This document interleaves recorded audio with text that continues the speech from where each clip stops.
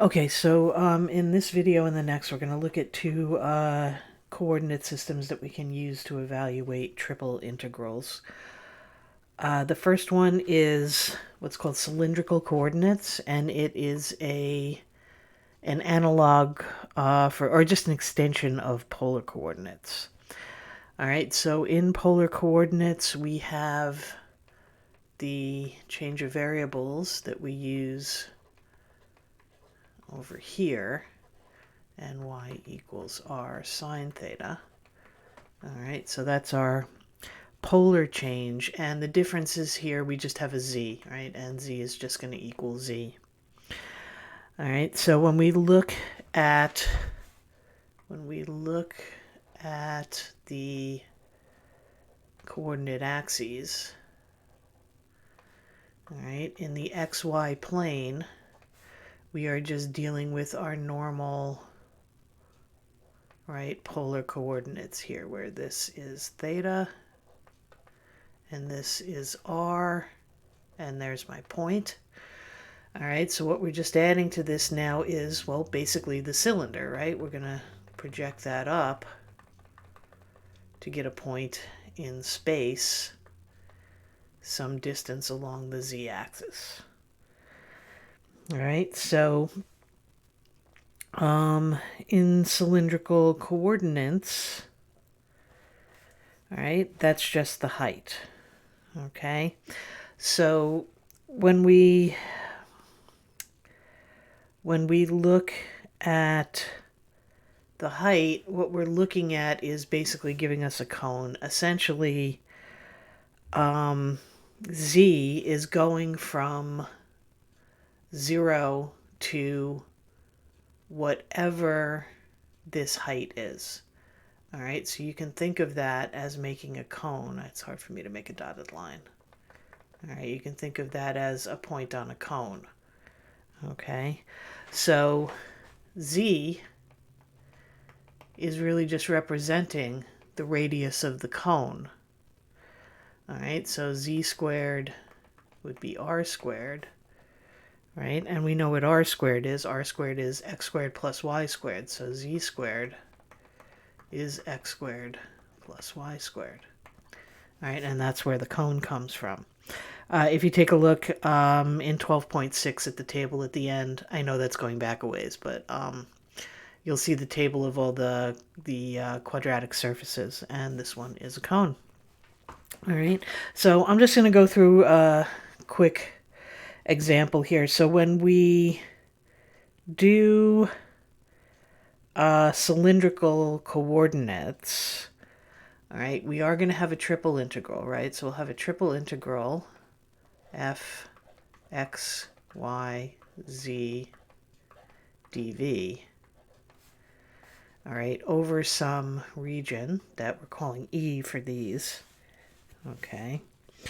All right, so the order of integration here is going to be just like it was for polar. The angle is going to come last. We're going to have a function in here, function of theta, right, because we're integrating theta last. And then here is going to be our function of our function of the polar function. All right, so I'll call that we'll call it G1, and that's where we make our r cosine theta, r sine theta sub. And up here we'll say G2, r cosine theta, r sine theta. All right, so this part is just like the polar part. All right, and then the sub in the function becomes f of r cosine theta, r sine theta, and our third coordinate stays z. Okay, and then we put in the polar change of coordinates over here, which is r dr. Well, actually, it's dz first, right? I forgot about that. it's RD theta for the change of coordinates, but because we have a third variable in there, I'm just going to put the DZ for it. RDZ dr d theta. All right, and that's how you achieve the change in coordinates. Now again, when do we use this? We use this when we have a triple integral, and the region that we are integrating over is essentially conical. Basically, you have a circular region, or is cylindrical, I guess would be the best way to say it. The region that you have down here in the xy plane is circular, but you've got a triple integral to deal with. So there is an example that I can run through. I'm just going to run through the change of coordinates with you in terms of how you're going to do that. All right, so I have a triple integral here, which is going to go from -2 to 2.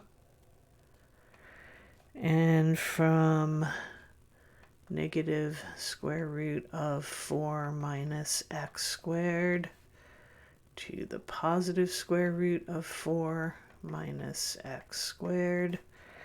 And then this last one goes from the square root of x squared plus y squared to 2. And what we're integrating is x squared plus y squared.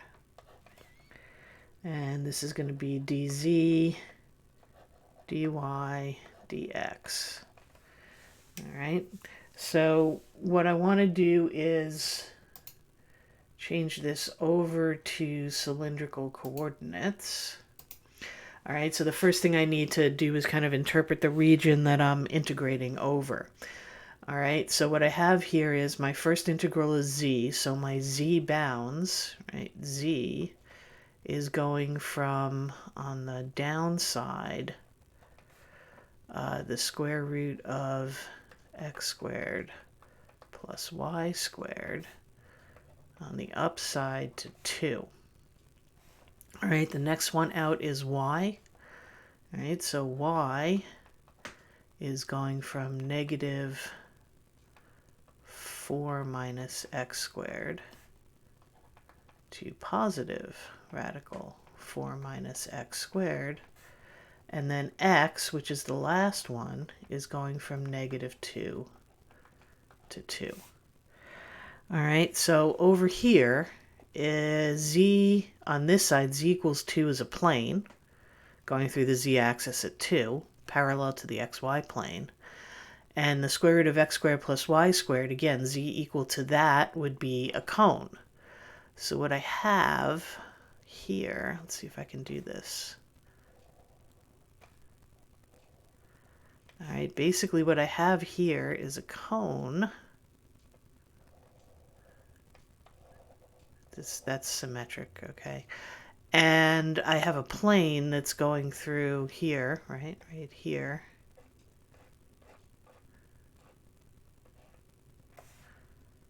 Like this. All right, at 2.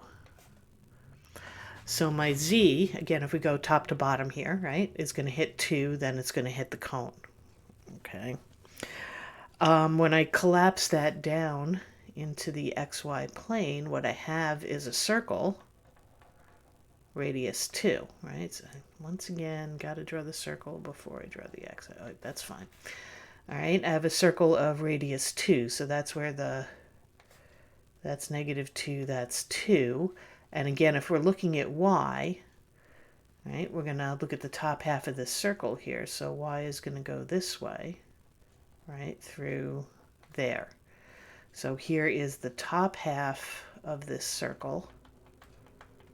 Here is the bottom half of this circle.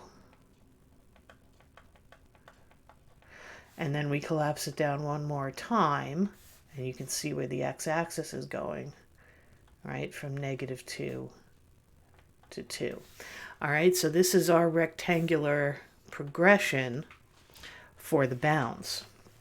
Now, again, this is going to make one hell of a bad integral to integrate. All right, it's just not going to be good.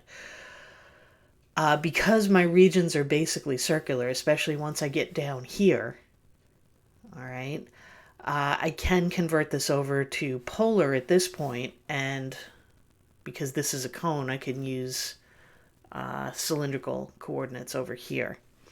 All right, so if I look at my z in terms of cylindrical coordinates, what is z doing? Well, z is going, again, top to bottom, remember, okay?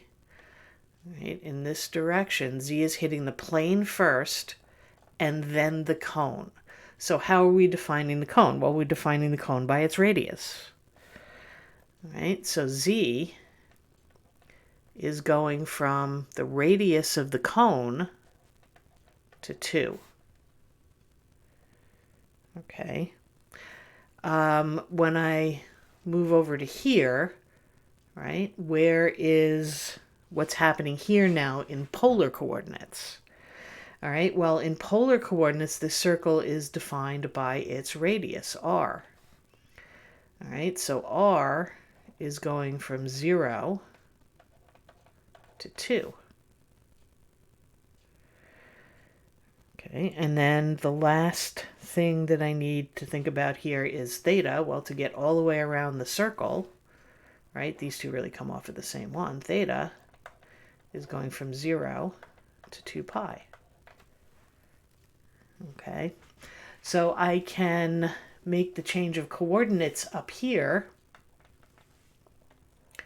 with theta going from 0 to 2 pi, r going from 0 to 2, and z going from 2 to r.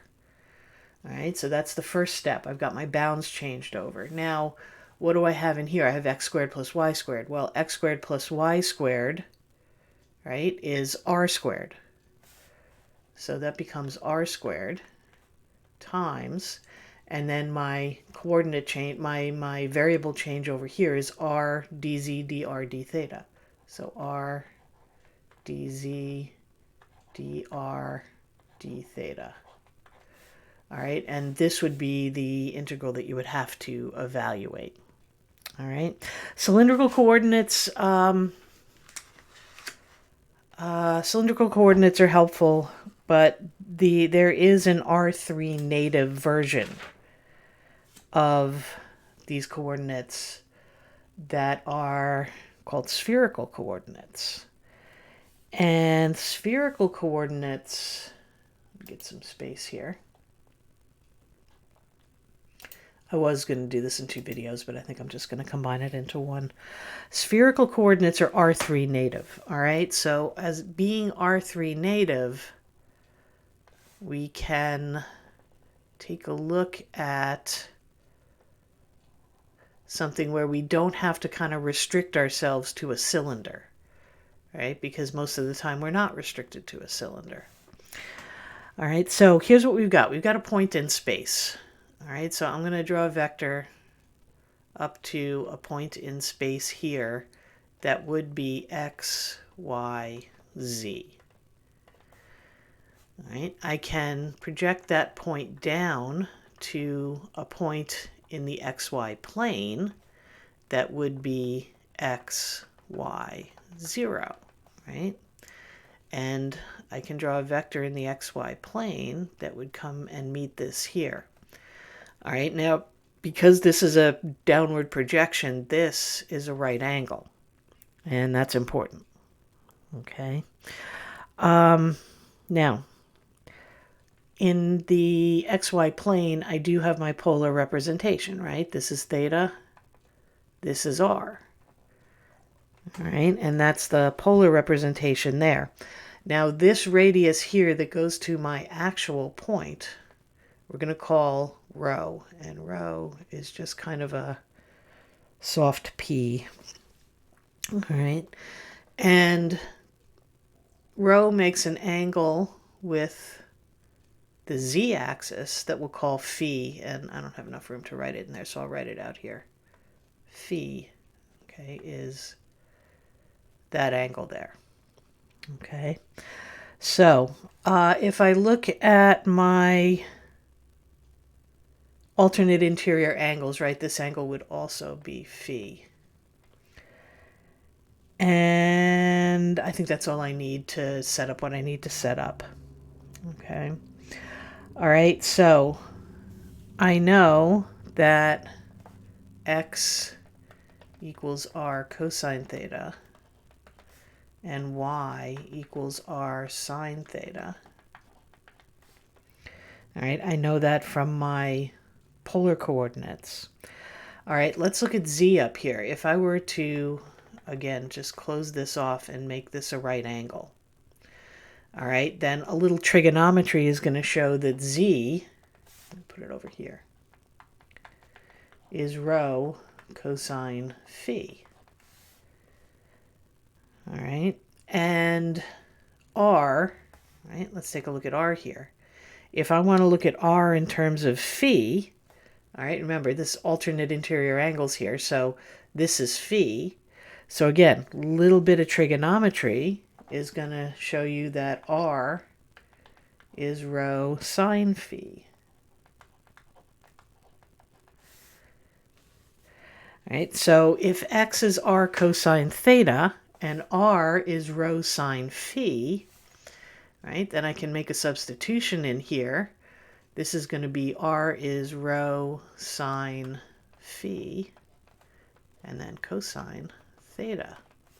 Same thing over here, okay? R is rho sine phi, so y is rho sine phi sine theta. All right, and that gives us a complete description of x, y, and z in terms of rho, right? The length of the vector from the origin of R3 to our point in space, phi, which is the angle that that vector makes with the z-axis, and theta, the angle that the projection vector makes with the x-axis. All right, so we end up with a conversion, right? Our conversion to spherical coordinates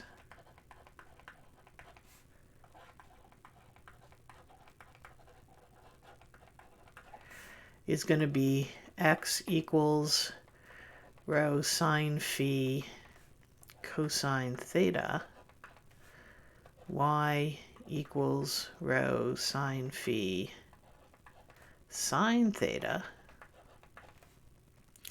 and z equals rho cosine phi.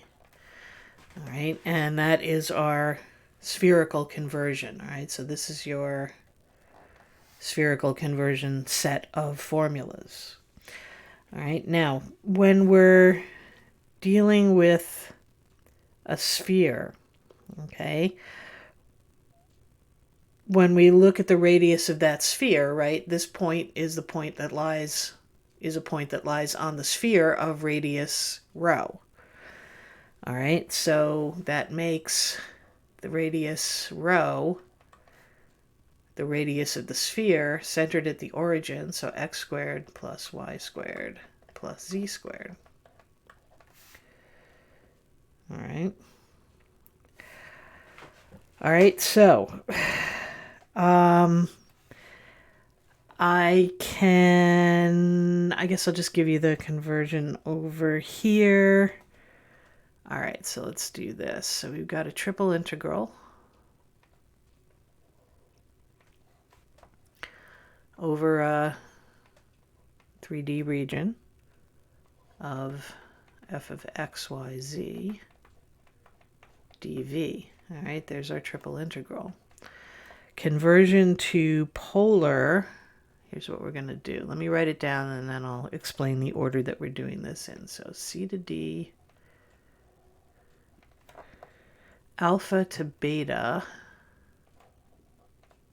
because remember we've got two angles in there now, and a to b.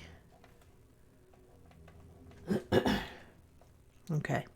All right, now our function, we have to make the conversions in here for x, y, and z. So x is going to be rho sine phi cosine theta. Y is going to be rho sine phi sine theta. And z is going to be rho cosine phi. All right, then our change of variable gives us a factor of rho squared sine phi. Rho squared sine phi. All right, then the order of integration is going to be d rho, d theta, d phi. Now here's the thing. We're going to do d rho first, but these two are interchangeable. Okay, so these two can swap. Right? If it makes the integration easier to do phi first then theta, or theta first then phi. The only condition on this is that I do rho first. Okay, so I have an example here just so you can see how it works. Now, when we're dealing with excuse me, polar coordinates, right, we have a circular region, which is usually a circle centered at the origin, and our most basic circle is the unit circle. When we're dealing in R3, right, we have a sphere centered at the origin, and our most basic sphere is referred to as the unit ball. All right, so we are going to integrate, triple integral. All right, here's my region. E to the x squared plus y squared plus z squared, x squared plus y squared plus z squared, z squared to the 3/2 dv. All right, so that's my integral. And my region E is going to be the unit ball. All right, so the unit ball is the set of all points, x, y, z, such that x squared plus y squared plus z squared is less than or equal to 1. Okay, so we can think of this region here. Let's see if I can draw a ball. Actually, I'm just going to cheat and kind of draw a circle. All right, but it's filled in. Okay. All right, so there's our unit ball, which is going to intersect all three of those at 1. All right, so when I look at z, okay, z is going to go from the upper half of the unit ball to the lower half of the unit ball. So that's going to be on this side negative square root of 1 minus x squared minus y squared to the upper half here, which is going to be the positive square root of 1 minus x squared minus y squared. Where am I? Okay, all right. Now, when I collapse this down, right, so my next step is to collapse this down into the xy plane, right? That's going to be a disk, right? All right, and it's a disk of radius 1. All right, so when I go this way for y, I'm going again top to bottom. So y is going to go on this side, the bottom of that disk, which is 1 minus x squared, like that. And the top half of the disk, which is the square root of 1 minus x squared. And then I collapse down one more time, just to the x-axis. And this is going from negative 1 to 1. All right, so x is going from negative 1 to 1. All right, so there's my progression in rectangular coordinates, which is messy. There's just no two ways to really talk about that. That's just messy. All right, if I convert this whole mess here over to spherical coordinates. All right, so let's look at this. Z, right, my z is representing the radius of the ball.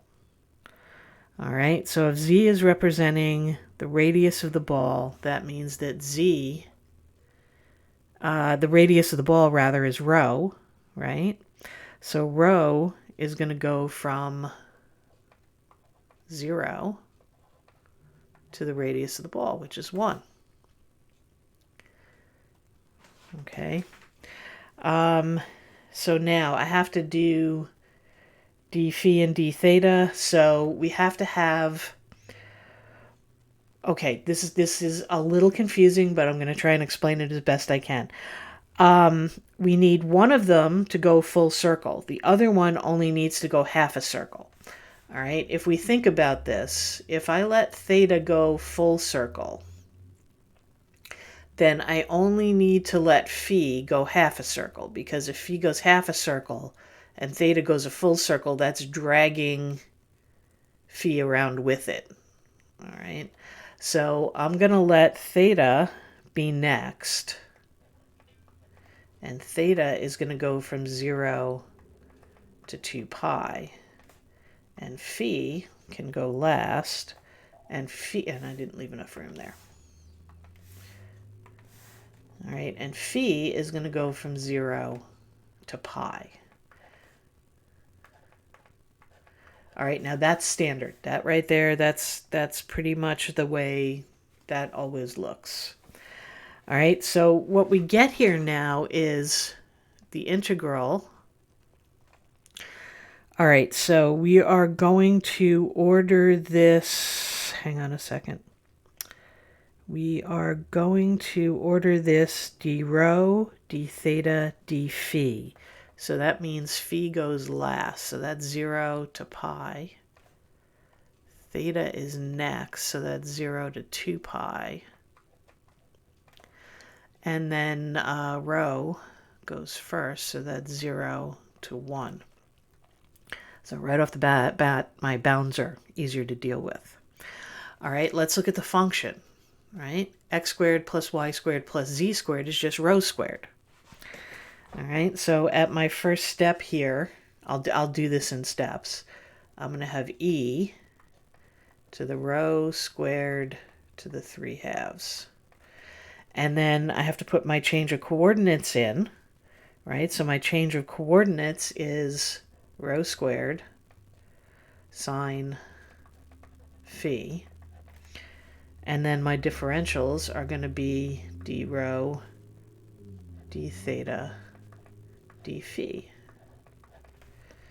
All right, so what I end up with here is a triple integral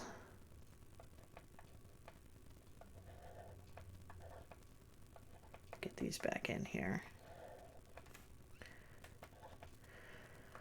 Okay, let's keep all the rho stuff together. So I'm going to put rho squared. When I work this out, I have phi to the 3rd. So that's rho to the 3rd. And then sine phi d rho d theta d phi. All right, and this, it turns out, is super simple. It's super simple for 2 reasons. One, the integration of this is easy, where the integration of this is not possible. Okay, so this is one of those cases where we go from something that we can't do, period, all right, to something that we can do easily with a simple u substitution. Okay, that's number 1. Number 2, notice how this is organized, right? I have, here's phi. I'm sorry, here's rho. I don't know why I keep getting those confused. Here's rho. Here's phi. And theta is just a constant. All right, theta is just 1 here. All right, I can Fubini this. All right, this is the kind of integral that is set up exactly for the Fubini theorem. All right, which means that I can take this and I can split it up. All right, I can do this as 3 separate integrals. So I'll do it in the order that I have the differentials written. So the first one would be 0 to pi of sine phi d phi times the integral from 0 to 2 pi of d theta times the integral from 0 to 1 of rho squared e to the rho cubed d rho. All right. Each one of these is really easy. Okay, sine becomes negative cosine, right? So negative cosine phi from 0 to pi times theta from 0 to 2 pi times, this is just a u substitution, right? So if we let u be rho to the third, then my d rho is 3 rho squared, which means I'm going to get a factor of 1/3 out here. E to the rho cubed from 0 to 1. All right, so if you work this out, and I'll leave the minutia to you, we should get 4 pi over 3 times e minus 1. All right, so we finally got to use the Fubini theorem here. Right? And you can see how that simplifies at least the notation, that now you're just doing 3 separate integrals. And as long as you have an R3 function that is factored in that form, you can do that, no problem. And cylindrical coordinates. Okay, so I think I'm going to leave it at that. And see you in the next video.